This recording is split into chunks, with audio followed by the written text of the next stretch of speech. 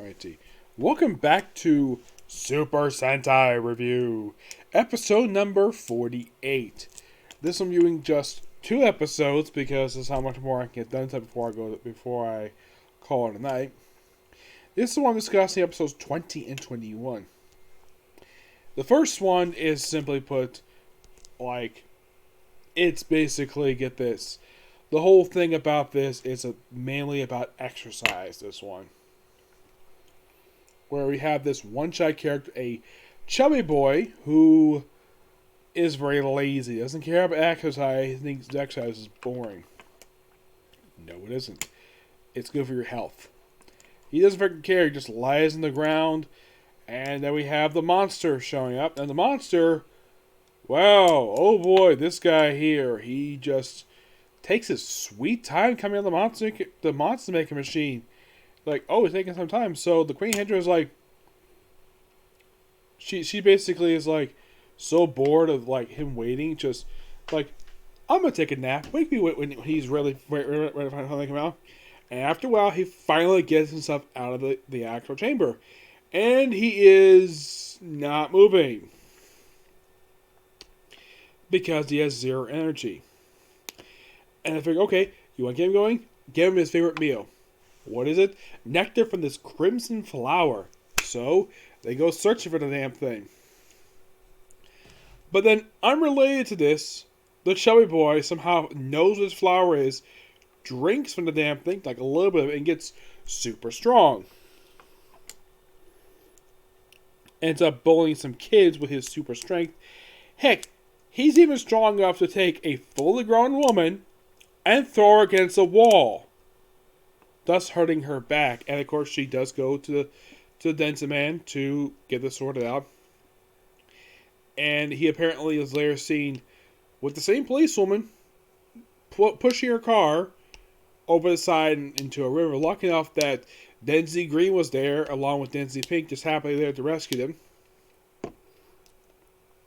Then pop again later on in the episode, the actual police officer, where they confront him with the monster of the episode, who is actually monster number 18. Yep. Yes, monster 18. He is known as the Heterocor. It's the Heterocor. He's basically a bee monster. Yeah.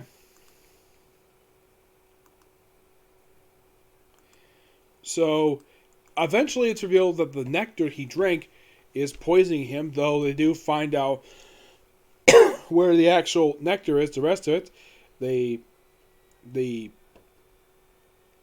twins do find it, give it to him via his giant tank next to his head, and somehow he drinks these. He's able to be super strong, like beats up some of the dusters and does some damage to the Vader base ship. Like, at one point it looks like he damaged the actual machine that brought him to life. And of course, Queen Hydra is not mad about this, but she is mad when he causes some destruction. It's basically like, okay, stop this. Just go and wreck the Earth. And he goes on a rampage, flipping up some cars. One of them happened to be the policewoman car. Then, of course, the Denziman show up and they chase him away from this area. Though they eventually do fight him in giant-sized form. Oh, and they figure out, though, the best way to cure the boy's poison, gives him oxygen. I'm like, okay. And they give him oxygen, he's perfectly fine. I'll get to it in a minute.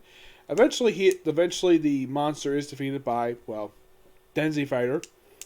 After the boy basically recovers, the woman he threw against the wall, Jessica, he apparently does not remember anything afterwards. Apparently he lost his memory of having the super strength. What was his last memory for the super strength? Who the heck knows? Because later on he's seen training with Denzi Red in his karate class to end the episode. It's a pretty interesting episode. I like the fact Jessica's seen more than just 1 or 2 scenes. Here, she's here at least for a good chunk of the time. Excuse me. Then, of course, we had the very next episode where we have this biker gang show up known as the Grim Reaper gang. Where these guys who are hired, apparently these guys are basically working for the Vader clan behind the scenes. Oh, and here's the thing though.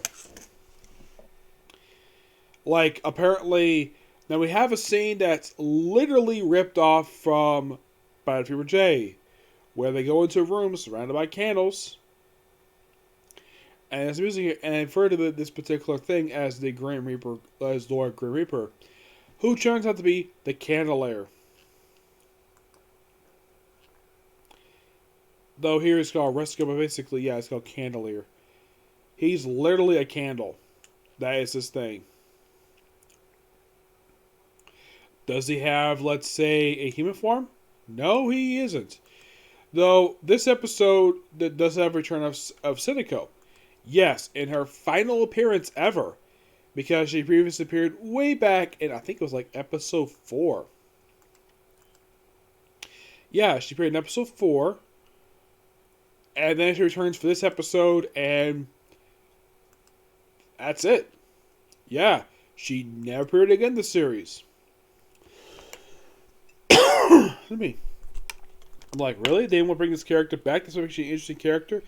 And it's found out that one of the Green Reaper gang is no friend of Denshi Blue. Yes, a guy who disappeared 1 year prior to the events of the series. Now, why did he disappear? And why did he end up joining the Green Reaper gang? Money. But why the heck he lost contact with the surface, I don't know. Also, there's this clown who follows them around, who spies them. Who this clown is? Don't know, because I don't think he appears ever again. Mm-hmm. The guy's name is Tico. Yep.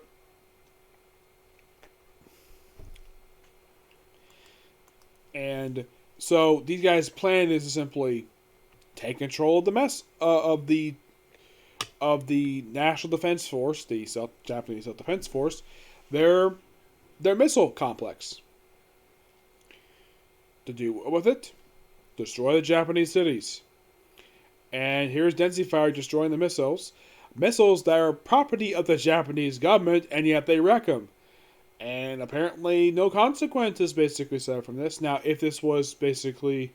I'm sure the Japanese government is perfectly understandable. They had to destroy it because at the time they were under control of the Vader clan. So, no really punishment for them for doing this. I'm sure they would have faced a fine. No, not really. And then eventually the monster's destroyed without having Denshi Fire show up, surprisingly. I think this is by far the first time they've had the Denshi Tiger show up and no Denshi Fighter. Yeah, the Megazord does not appear in this episode, which is quite interesting. I think this is the first one not to feature the Megazord. So then they do eventually destroy the monster. Even after Timiko and Senshin were threatened to be killed. And these two actors have great chemistry on screen. You actually see as though these two did grow up together. Interesting though that Denshi Blue, like, he has like one scene with the guy, and he talks to him for like a few minutes, and then he doesn't see him again until like toward the end of the episode. At least in the case of Saneko, at least he took that screen time with her in her last appearance. This time, I think he shared a screen with her once, and that was it. Yep, and of course there's two, like, after the monster's saved, these two go back to the circus, and they're never heard from again. Not that I know of, anyways. Yep. But not much to say these two episodes. I gotta say, I think in the case of these two, 21 was actually pretty good. I like the character development for Denshi Blue, where they developed some supporting characters. The previous one is interesting at best, though it's the first one we have where Chezuko appears more than just one or two scenes. Yeah, she gets better screen time in this one than in her previous episodes. I'd say this is probably her most screen time she's actually had in an episode since her debut episode. Mm-hmm.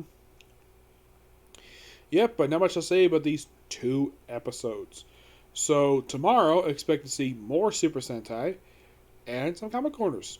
Yes, but in the case of what's going to happen for the next couple episodes, next one I'm going to cover episodes 22, 24, and then episode 50 of this review series, I'm going to be discussing the movie. You're probably thinking, this Super Sentai had a movie. Is it a crossover movie? No, it's a standalone original movie.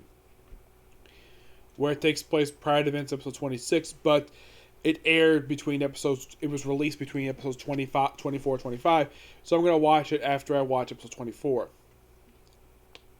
And then, of course, at that point, I'll switch back to doing 4 episodes after that for pretty much the remainder of this in order to kind of speed up, basically, of how many episodes I can cover per episode. So I get this done, and so I can go straight to the next Super Sentai, which I won't review until I get to the final episodes. Okay, so that's Super Sentai review, so stay tuned for tomorrow for more Super Sentai. Okay, new video. Bye.